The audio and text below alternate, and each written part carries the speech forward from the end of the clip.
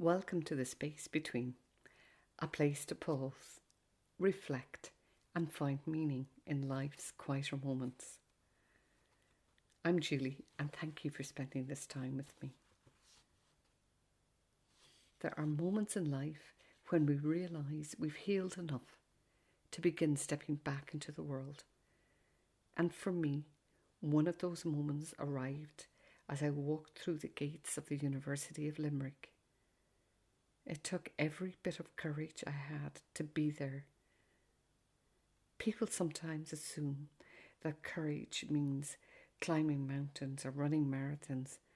Sometimes courage is simply just walking through a door. I wasn't just attending an interview to get on the course. I was quietly leaving one version of myself behind. For years I'd been the woman recovering. Now I was becoming someone new, the woman who wanted to study journalism. The people interviewing me knew nothing about my recovery. They simply saw another applicant. I remember handing over some of my writing very sheepishly, and part of me thought, they'll never let me in the course. They'll probably read this and realise I can't write at all. Through the years of my recovery, I'd lost confidence in myself, not only physically, but emotionally too. Somewhere along the way, I'd stopped believing in my own abilities. Then something unexpected happened. I was offered a place I should have been celebrating. Instead, I panicked as I walked away from the interview. The reality suddenly hit me. This wasn't just about going back to university. It meant leaving my recovery behind. It meant stepping into an entirely new chapter, and that felt frightening. A few weeks later, I found myself sitting in my first lecture. I looked around the room. Everything felt vast. Everyone seemed so young. Most of my classmates were in their early 20s. I suddenly became very aware of how different my journey had been. For years, I'd lived in the quiet cocoon of recovery. Now, I felt completely exposed. I remember thinking I don't belong here. That first day became overwhelming. I phoned my best friend. I can still remember saying, I think I've made a mistake. This isn't for me. He listened quietly, then said something very simple. Julie, you've been through so much. Just give yourself a chance. Hang in there. This'll work out. Sometimes the right words arrive exactly when we need them.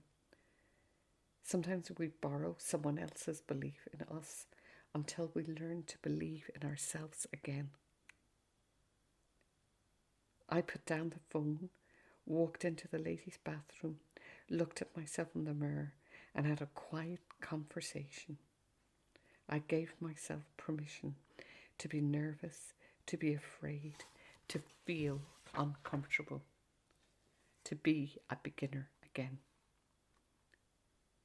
That conversation in the mirror was every bit as important as the interview itself, because that day I stopped expecting confidence to come first. I began to understand that perhaps confidence didn't have to come first. Perhaps it could grow slowly by showing up. Socially, it wasn't easy. I'd spent years recovering quietly. I'd become used to my own company. Now I was surrounded by energetic students, chatting, laughing, moving confidently through university life. At times I felt completely out of step, but slowly something changed. I found my rhythm. And then something wonderful happened.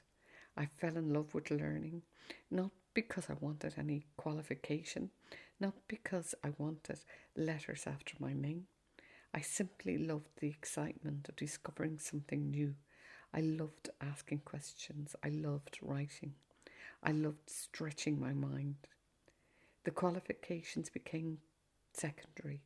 The real achievement was becoming the kind of person who believed she belonged there. I initially enrolled for a postgraduate diploma in journalism, and as the course progressed, one of my lecturers encouraged me to continue through the summer and turn the diploma into a master's degree. So I did.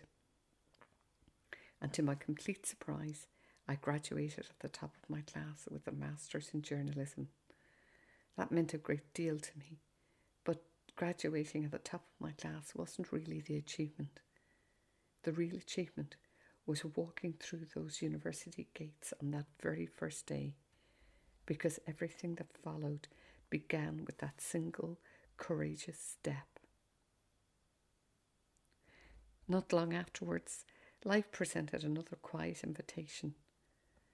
My husband had his own business, and I helped out there for a while as I considered what my own next chapter might be. Then one evening, driving home from the flaggy shore in Newquay, an idea appeared quietly, almost like a whisper. Why don't you create your own candle company? I had gone to university to study journalism. I left having rewritten the story I believed about myself. That single thought would eventually become Julie Clark Candles, and with it another new chapter. Thank you for spending this time with me. Until next time, take good care of yourself.